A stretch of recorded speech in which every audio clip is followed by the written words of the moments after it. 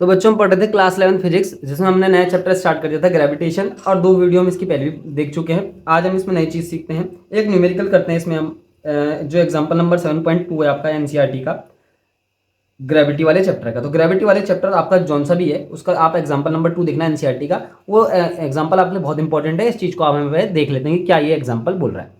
तो 3 equal masses of m kg are fixed at the vertices of an equilateral triangle ABC. मतलब आपके पास equilateral triangle दे रखा है ABC, आप यहाँ पे उसको ड्रॉ कर लेते हैं। देखो इस तरीके से ड्रॉ कर लेते हैं। चलो ये बनाया हमने equilateral triangle A B C, इस तरीके से बना दिया। ठीक हो गई बात, ये हो गया triangle A B C.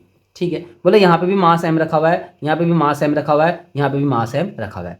What is the force acting on the mass 2m place at the centroid G of the triangle. मान लो एक जो है एक मास यहाँ पे रखा हुआ है सेंट्रॉइड पे, इस सेंट्रॉइड को आप जी से दिखा दो, शायद जी से ओ से दिखा दो, और यहाँ पे 2m इसको लिख दो, यानी कि यहाँ पे मास 2m रखा हुआ है। तो इस 2m वाले मास पे ना लगने वाला टोटल फोर्स निकालना है, total force of gravity due to these 3 masses m m and m which are place at equilateral triangle के वर्टिसेस। मतलब जो क्या है वर्टिसेस पे रखे हुए इक्विलेटरल ट्रायंगल के। ठीक है ना। तो यहाँ पे जो है एक मास रखा हुआ है जो 2m के बराबर है, उस पर लगने वाला टोटल फोर्स ऑफ ग्रेविटी निकालना है। तो पहले आप क्या करेंगे, इस a के कारण यहाँ पे टोटल फोर्स ऑफ ग्रेविटी निकालेंगे, फिर आप इस b के कारण, इस c के कारण भी निकालेंगे, इस b के कारण भी निकालेंगे, और फिर प्रिंसिपल ऑफ सुपरपोजिशन की मदद से आप उन तीनों को ऐड कर देंगे, तो टोटल आंसर आपका निकल के आ जाएगा। अच्छा, आपको अच्छे से पता है ये इक्विलेटरल ट्रायंगल है, तो इसके जो तीनों एंगल होंगे ना, ये भी 60 होगा, ये भी 60 होगा, और ये भी 60 होगा। इस चीज़ का आप ध्यान रखना फिलहाल। तो सबसे पहले हम बात करते हैं इस सेंट्रॉइड पे लगने वाले फोर्स की, फोर्स ऑफ ग्रेविटी की। तो कैसे निकालेंगे हम, देखो तो पहला वाला जो ऑप्शन है आप उसका सॉल्यूशन करना स्टार्ट करते हैं। तो ऐसा लिख दो आप, the total force of gravity या total force of gravity at 2m, यानी कि 2m वाले पार्टिकल पे due to all other particles, due to all the particles in the system, due to all the particle present in the system. तो कितने particle यहाँ पे present हैं system में, 3 पार्टिकल और प्रेजेंट हैं 2m के अलावा। ठीक है, देखो एक पार्टिकल ये है, एक पार्टिकल ये है, और एक पार्टिकल ये है, 3 पार्टिकल और प्रेजेंट हैं इस 2m वाले मास के अलावा। तो इस 2m वाले मास पे लगने वाला टोटल फोर्स ऑफ ग्रेविटी निकालना है। तो किस तरीके से होगा, मान लो 2m वाले मास पे लगने वाला टोटल फोर्स जो है वो F है, उसको हम किस तरीके से कैलकुलेट कर सकते हैं। आप देखो, पहले A के कारण लगने वाला इस पे फोर्स, फिर B के कारण लगने वाला इस पे फोर्स, फिर C के कारण भी इस पे कितना फोर्स लग रहा है, तीनों को निकालेंगे और तीनों को ऐड कर देंगे, आपका आंसर निकल के आ जाएगा। ठीक है ना। तो किस तरीके से बोला मैंने आपको कि पहले O पे लगने वाला फोर्स किसके कारण, A के कारण, फिर इसी तरीके से O पे लगने वाला फोर्स किसके कारण, B के कारण, यानी कि O है ना ये वाला पॉइंट इसलिए, और फिर O पे लगने वाला फोर्स किसके कारण, C के कारण, फिर तीनों को आप क्या कर दोगे, इस तरीके से वेक्टर सम कर दोगे तो आपका आंसर निकल के आ जाएगा। अब हम सबसे पहले बात करते हैं FOA कैलकुलेट करने की। FOA आप किस तरीके से कैलकुलेट करेंगे, तो FOA universal law of gravitation याद करो, Gm1। तो m1 क्या है, यहाँ पे रखा हुआ मास A पे कितना है 2m, m है यहाँ पे रखा हुआ मास, और यहाँ पे रखा हुआ मास कितना है, ये जो m2 है ये जो है 2m इस तरीके से, और यहाँ से लेके यहाँ तक के डिस्टेंस। अब यहाँ से लेके यहाँ तक के डिस्टेंस ना आपको सब दे रखी है AG। अच्छा, ये वाला जो पॉइंट है ना इसको G मान रखा, देखो हाँ, इस वाले पॉइंट को G कंसिडर कर रहा है, आप ध्यान रखना। ये जो सेंट्रॉइड है इसको G कंसिडर करके चल रखा है, तो G लिख लो जहाँ जहाँ O लिखा है मैंने, इस तरीके से इसको G कर दो जहाँ जहाँ मैंने ये O लिखा है। तो ठीक हो गई बात, ये भी G हो गया। ठीक है, FG ये निकाल रहे हैं, यानी कि यहाँ पे ये जो 2m वाला पार्टिकल है जो यहाँ पे रखा हुआ है, इस पे लगने वाला टोटल फोर्स ऑफ ग्रेविटी निकालने हैं। तो पहले A के कारण निकालेंगे, फिर B के कारण, फिर C के कारण, फिर तीनों को जोड़ देंगे। तो ठीक हो गया। हम यहाँ पे ग्रेविटी का फॉर्मूला लगा रहे हैं, यूनिवर्सल लॉ ऑफ ग्रेविटेशन जो था Gm1 m2 bye r square. ठीक है ना। तो F हो गया Gm1 m2 bye r square. अब आपको देखो यहाँ पे AG बराबर BG बराबर CG बराबर 1 मीटर दे रखा है, मतलब यहाँ से यहाँ तक भी 1 मीटर दे रखा है, यहाँ से यहाँ तक भी 1 मीटर दे रखा है, और यहाँ से यहाँ तक भी 1 मीटर दे रखा है। तो r जो है ना वो 1 मीटर हो गया, और 1 का स्क्वायर 1। अब बात करते हैं यहाँ पे किसकी डायरेक्शन की, क्योंकि यहाँ पे आप वेक्टर क्वांटिटी है फोर्स, तो डायरेक्शन भी दिखाना ही पड़ेगा भाई। ठीक है ना। तो यहाँ पे जो है ना, देखो अगर आप इसको ओरिजिन मान के यहाँ पे एक्सिस खींच देते हैं ना, तो देखो एक पॉइंट तो इस तरफ को चला जाएगा, ये वाली, ये तो हो गई आपके पास एक्स एक्सिस। ठीक है, और ये वाली जो ऊपर को जा रही है, ये वाली जो लाइन होगी ये वाई एक्सिस की हो जाएगी। समझ में आ रही बात मैं क्या बोल रहा हूँ, ये एक्स एक्सिस की लाइन हो जाएगी हॉरिजॉन्टल, और ये वाली लाइन वाई एक्सिस की हो जाएगी। अब हम किसके कारण कहाँ पे निकालने फोर्स, हम निकालने जी पे फोर्स किसके कारण, ए के कारण, मतलब हम यहाँ पे फोर्स निकालने किसके कारण, इसके कारण। तो जो फोर्स होगा वो इस तरफ को डायरेक्टेड होगा, या फिर आप ऐसे ही बोल सकते हैं वाई एक्सिस की तरफ को डायरेक्टेड होगा, तो आप उसके इस तरह से लिख सकते हैं जे कैप, ठीक है ना। तो आपने यहाँ पे क्या निकाल दिया हमने यहाँ पे हमने डायरेक्शन निकाल दी इस एफ जी ए की, यानी कि वाई, इस वाई डायरेक्शन के अकॉर्डिंग तो है फोर्स, क्योंकि देखो हम क्या कर रहे हैं, ए के कारण ओ पे फोर्स निकाल लें, तो वाई डायरेक्शन के अकॉर्डिंग आपके पास फोर्स है, तो वाई डायरेक्शन के अकॉर्डिंग फोर्स है, तो वाई डायरेक्शन का यूनिट वेक्टर लगा दो, जिसको हम जे कैप से डिनोट करते हैं। तो एफ जी ए निकाल दिया हमने, G M1 M2 upon r square into j cap, या फिर आप इसको थोड़ा सा सही करके लिख दो, F G A is equal to क्या हो जाएगा, जी एम 2m अपॉन 1 लिखने की जरूरत नहीं है वैसे, और जी कैप इस तरीके से, ठीक है। इसको इक्वेशन 1 कंसिडर कर लो। अब आपको निकालना है एफ जी बी, यानी कि इस बी के कारण इस पे लगने वाला टोटल फोर्स। तो किस तरीके से निकलेगा, देखो बात तो वही होगी, जी M1, यहाँ पे M1 है, ये M2 है, M2 कितना है 2m है फिर से, और आर स्क्वायर, और आर आपको 1 ही दे रखा है, आपको पता है अच्छे से, तो 1 का स्क्वायर 1 ही हो जाएगा। अब बात करते हैं डायरेक्शन की, कि इस वाले फोर्स की डायरेक्शन, देखो ये है ना इन दोनों के बीच में लगने वाले फोर्स के लिए ये है लाइन, तो यहाँ पे फोर्स की डायरेक्शन कैसे निकलेगी, देखो अब ये इस तरफ को एक्स एक्सिस था मैंने आपको बताया, तो इस तरफ को ना आप इस तरीके से ये माइनस एक्स एक्सिस खींच दोगे, तो ये वाली जो लाइन है ये माइनस एक्स एक्सिस की लाइन होगी। आप चाहे इस ट्रायंगल को दोबारा भी ड्रॉ कर सकते हैं अच्छे से, ठीक है ना। तो देखो इस तरफ एक्स एक्सिस है, तो इस तरफ माइनस एक्स एक्सिस होगी, ठीक है, और इस तरफ क्या होगी, इस तरफ माइनस वाई एक्सिस हो जाएगी, है ना, ये माइनस वाई एक्सिस हो जाएगी वाली लाइन। तो सारी चीज़ें जो मैं बता रहा हूँ ध्यान रखना, ये माइनस वाई एक्सिस हो गई, ये माइनस एक्स एक्सिस हो गई। अब जो यह है, हम इस वाली लाइन पे यह है फोर्स का डायरेक्शन, तो हमने इस फोर्स के क्या करने, दो कंपोनेंट कर देने, ठीक है। देखो हमें क्या कर रहे हैं, इस बी के कारण जी पे लगने वाला फोर्स निकाल रहे हैं, तो फोर्स जो है इन दोनों इस लाइन के अकॉर्डिंग ही लगेगा, क्योंकि उस लाइन के जो, ध्यान रखना आपको, दो ऑब्जेक्ट के बीच लगने वाला जो ग्रेविटी का फोर्स है ना, उन दो ऑब्जेक्ट को मिलाने वाली लाइन के अकॉर्डिंग ही लगता है, यानी कि फोर्स की डायरेक्शन इधर ही को होनी है, सीधी सी बात है। अब इस फोर्स की डायरेक्शन तो इधर को है, यानी कि एफ जी बी की जो डायरेक्शन है वो इस तरफ को है, लेकिन इसके दो फैक्टर आपको करने पड़ जाएंगे। एक फैक्टर जो है इस तरफ बनेगा, देखो ये वाला एंगल, अब पहले एंगल की बात करते हैं, देखो ये एंगल कितना था, 60 था, टोटल 60 है, तो ये इसका मीडियन है, तो ये भी 30 हो जाएगा, ये भी 30 हो जाएगा, और यहाँ पे जो आपको दिखना है ना पैरेलल लाइन की वजह से ये भी 30 हो जाएगा, ये वाला एंगल भी 30 हो जाएगा, और इधर वाला एंगल भी 30 हो जाएगा। तो आपको सारी बातें याद रखनी है कि देखो ये वाला एंगल 30 है, ये वाला एंगल भी 30 है। वैसे तो आपको फिगर में एनसीईआरटी में जो है ये 30 एंगल यहाँ पे पहले से दिया हुआ है, लेकिन आपको ध्यान रखना है कि ये वाला एंगल भी 30 हो जाएगा और ये वाला एंगल भी 30 हो जाएगा, ठीक है। अब हम बात करते हैं, देखो ये 30 बन गया एंगल, देखो इस ट्रायंगल को आप दोबारा ड्रॉ कर सकते हैं, है ना, कुछ आपको गड़बड़ लग रही है तो आप जी वी का, पहले आपने एफ जी बी निकाल दिया, इसका डायरेक्शन यहाँ पे लिख देंगे, इस तरीके से जी सी निकालेंगे, उसका डायरेक्शन लिखेंगे। पहले हम इसका डायरेक्शन समझने की कोशिश कर लेते हैं एक पेज में। तो देखो मैंने आपको क्या बोला, इस तरीके से ट्रायंगल था वो, ठीक है, इस तरीके से ट्रायंगल था, यहाँ पे भी मास एम रखा हुआ है, ए वाला पॉइंट है ये, यहाँ पे बी वाला पॉइंट है ये वाला, यहाँ पे भी मास एम रखा हुआ है, यहाँ पे ये सी वाला पॉइंट है, यहाँ पे भी मास एम रखा हुआ है, यहाँ पे सेंट्रॉइड है, यहाँ पे 2m मास रखा हुआ है, इस सेंट्रॉइड को जी मान के चल रहे हैं। अब हमने ए वाला, ये वाला तो फोर्स तो हमने निकाल चुके हैं पहले, है ना, अब हम इस वाले फोर्स को निकालने की कोशिश कर रहे थे, ठीक है। तो मैंने बोला इक्विलेटरल ट्रायंगल है, टोटल एंगल 60 का है, तो यहाँ से यहाँ तक 30 हो जाएगा, और यहाँ से यहाँ तक भी 30 हो जाएगा, और यहाँ पे हमने एक लाइन खींच दी थी इस तरीके से, और इस तरीके से एक लाइन इधर को, ये तो मैंने बोला प्लस एक्स एक्सिस हो गई, और ये वाली लाइन जो हो गई वो माइनस एक्स एक्सिस हो गई। अब इसको हमने एक और फैक्टर करा, ये माइनस वाई एक्सिस हो गई ये वाली लाइन, ठीक। ये वाला एंगल मैंने आपको भी बताया ये 30 है।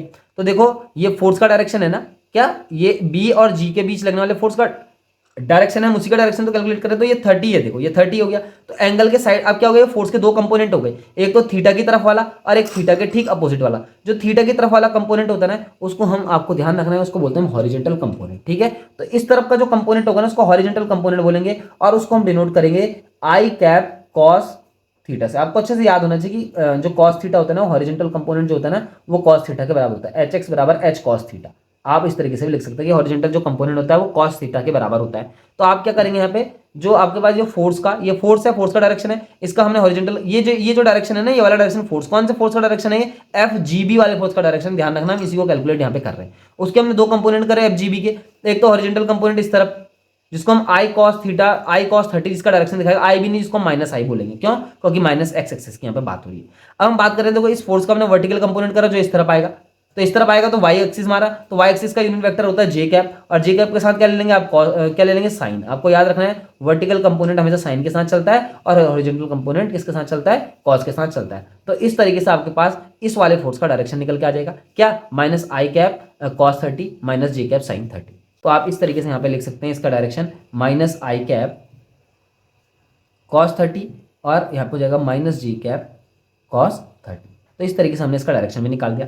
अब एफ जी सी निकालेंगे, तो एफ जी सी मतलब इस सी के कारण यहाँ पे लगने वाला फोर्स, ठीक है। तो वो हो जाएगा जी, वो भी एम होगा, वो यहाँ पे भी 2m होगा, क्योंकि सब बराबर है मास, तो और अपॉन 1 हो जाएगा। अब इसके डायरेक्शन की बात करते हैं, तो देखो इसका डायरेक्शन एक तो इस तरफ है प्लस एक्स एक्सिस में, है ना। देखो फोर्स तो ये है, फोर्स तो इस लाइन के अकॉर्डिंग होगा, फोर्स का डायरेक्शन तो ये होगा, एफ जी सी का डायरेक्शन तो ये होगा एक्चुअल में, एफ जी सी का डायरेक्शन तो ये है, लेकिन इसके दो कंपोनेंट हो गए, एक तो थीटा की तरफ वाला और एक थीटा के ठीक अपोजिट वाला। तो थीटा की तरफ वाला जो कंपोनेंट होता है वो कॉस में होता है, तो कॉस 30 हो गया, लेकिन एक्स एक्सिस के साथ है ना, प्लस एक्स एक्सिस के साथ, तो उसका यूनिट वेक्टर लगाएंगे प्लस एक्स एक्सिस का आई कैप। तो ठीक है, यहाँ पे क्या आ गया, आई कैप कॉस 30 आ गया।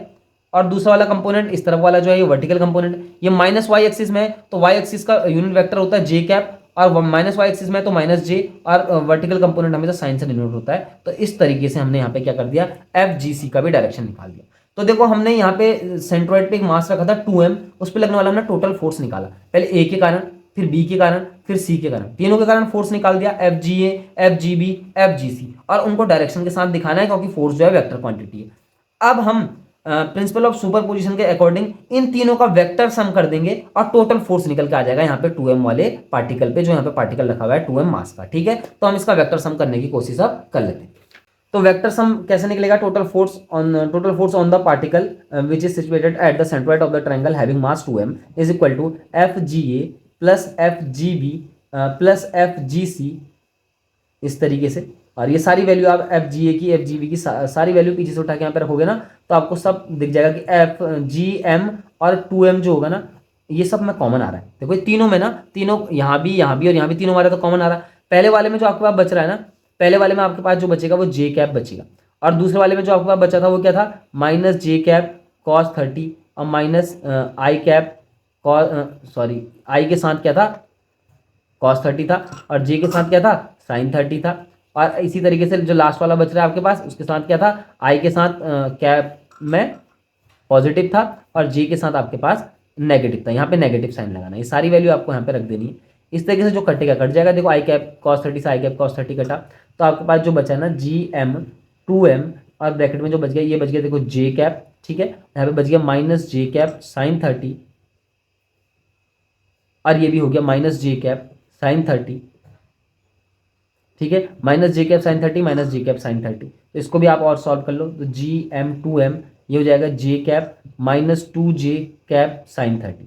अब साइन 30 की वैल्यू आप यहाँ पे पुट कर दो, तो आपको टोटल फोर्स निकलने जाएगा, यानी कि टोटल फोर्स क्या है यहाँ पे निकलने वाला है। ठीक है ना, तो क्या हो गया, देखो जे कैप हो गया, ये माइनस हो गया, 2 हो गया, ये जे कैप हो गया, साइन 30 की वैल्यू आपने 1/2 रख दी, इस 2 से 2 कैंसिल, तो जे माइनस जे बटा वो कट के 0 आ गया। तो total force on the centroid is 0, यानी कि एक पार्टिकल है जो 2m मास का, जो सेंट्रॉइड पे रखा है ट्रायंगल के, इक्विलेटरल ट्रायंगल के, उस पर लगने वाला जो टोटल फोर्स आया ना ग्रेविटी का, वो 0 निकल के आ गया। कैसे कैसे हमने उसको निकाला, कैसे कैसे कैलकुलेट करा, इस चीज़ को आपको ध्यान देना है। ठीक है ना, तो आप इसको दोबारा देखेंगे तो आपको समझ में आ जाएगा। आपको समझ में नहीं आता तो एक दो बार आप इसको रिपीट करके देखें तो आपको जरूर ये समझ में आएगा। ठीक है, तो ये था आपके लिए जो इसका पार्ट नंबर फर्स्ट, यानी कि हमने अभी तो हमने इस क्वेश्चन में क्या करा है, अभी हमने इस क्वेश्चन में इस वाले पार्ट को कवर कर लिया कि what is the force acting on the mass 2m located at the centroid of the triangle. दूसरा क्वेश्चन क्या है इसका, what is the force if the mass at the vertex A is doubled, यानी कि ए पे रखने वाला जो मास है ना, पहले m है, अगर उसको डबल कर दो तब वाला टोटल फोर्स कितना लगेगा। इसी सिस्टम की बात कर रहे हैं ना, तो तब देखो इस सिस्टम के पे लगने वाला टोटल फोर्स कितना होगा। तो देखो टोटल फोर्स तो आप केवल क्या चेंज होगा, देखो आपके पास तीन चीजें निकाली थी हमने, एफ जी ए निकाला था, एफ जी बी निकाला था, एफ जी सी निकाला था, ये तीन चीजें तो हमने निकाली थी और तीनों को जोड़ दिया था और सेंट्रॉइड पे लगने वाला टोटल फोर्स निकल गया था। एफ जी हमने निकाला था जी एम 2m अपॉन, फिर यहाँ पे जे कैप भी लिखा था अपॉन 1 करके, लेकिन आपने क्या करा है उसने यहाँ पे जो ए पे जो मास रखा था ना उसको डबल कर दिया, यानी कि जो m ना हो गया ना ये भी 2m बन गया। इसी चीज का ध्यान रखना है आपको बच्चा, इसी चीज का जो मैंने आपको बोला कि उसने बोला था ना ए पे रखने वाला जो मास उसको डबल कर दिया, तो ये भी 2m हो गया, ये भी 2m हो गया अपॉन 1 हो गया, और ये जे कैप हो गया। बाकी ये F G B F G C similarly लिख दिए जाएंगे। और उसके बाद जो आपके पास जब आप इस टोटल फोर्स निकालोगे सेंट्रॉइड तो कैसे निकलेगा, F G equal to F G A plus F G B plus F G C, सब वही लिखोगे। फिर वहां पे सब कॉमन आ जाएगा, क्या जी एम और 2m सब में कॉमन आ जाएगा। और जो है ना आपकी बात पहले वाले पार्ट में 2j बच जाएगा, 2j कैप, पहले जे कैप बच रहा था फिर 2j कैप बच जाएगा। अब बाकी पार्ट पूरा ऐसे लिख देंगे, सारी वैल्यू ऐसे लिख देंगे जो वहाँ पे आपने क्वेश्चन फर्स्ट सेकंड और थर्ड में देखी, इनकी वैल्यू जो देखी उसी को आप यहाँ पे हम रखने की कोशिश कर रहे हैं। ठीक है, तो दूसरी वैल्यू जो आई थी वो कितनी आई थी, जे कैप आई थी, आई कैप कॉस 30 आई थी। ठीक है, और यहाँ पे हमने माइनस जे कैप साइन 30 लिखा था। ठीक है, और फिर हमने क्या करा था, प्लस आई कैप कॉस 30 और माइनस जे कैप साइन 30, ये सारी वैल्यू हमने यहाँ पे सॉल्व रखनी है। तो देखो इससे ये कैंसिल हुआ, फिर से वही चीज़ आ गई, जी एम 2m और यहाँ पे 2j कैप बच गया। अब माइनस ये 2j कैप और sin 30 हो गया। sin 30 की वैल्यू आप फिर रखोगे यहाँ पे 1/2, तो आपके पास जो है कैसे निकल के आएगा 2j cap minus 2j cap into sin 30 की वैल्यू आपने 1/2 रखी, इस 2 से 2 कैंसिल हुआ और आपके पास GM 2M ये मल्टीप्लाई हो रहा है, ठीक है, इस तरीके से। तो आप इसको ऐसे लिख सकते हैं, देखो 2GM², ये तो हो गया 2GM² और 2j cap minus j cap हो गया यहाँ पे, तो j कैप बच गया। तो इस तरीके से सेंट्रोइड पे लगने वाला टोटल फोर्स ऑफ ग्रेविटी अब कुछ और ही निकल के आ गया। देखो इस केस में 0 निकल के नहीं आया, हमने यहाँ पे करा क्या कि जो ए पे मास था ना, M मास था जो ए पे, उसको डबल करा और तब देखा हमने सेंट्रोइड पे लगने वाला टोटल फोर्स ऑफ ग्रेविटी कितना है। तो इस तरीके से ये न्यूमेरिकल था, बहुत इंपॉर्टेंट है न्यूमेरिकल है, ये आपको ध्यान रखना है और रिवाइज करना है, देखना है कि किस तरीके से मैंने सॉल्व किया, ठीक है। इसी तरीके से आपको भी इसकी प्रैक्टिस करते रहना। अगर आपको समझ में आया, अच्छा लगे तो प्लीज़ लाइक करना, शेयर करना and thank you for watching.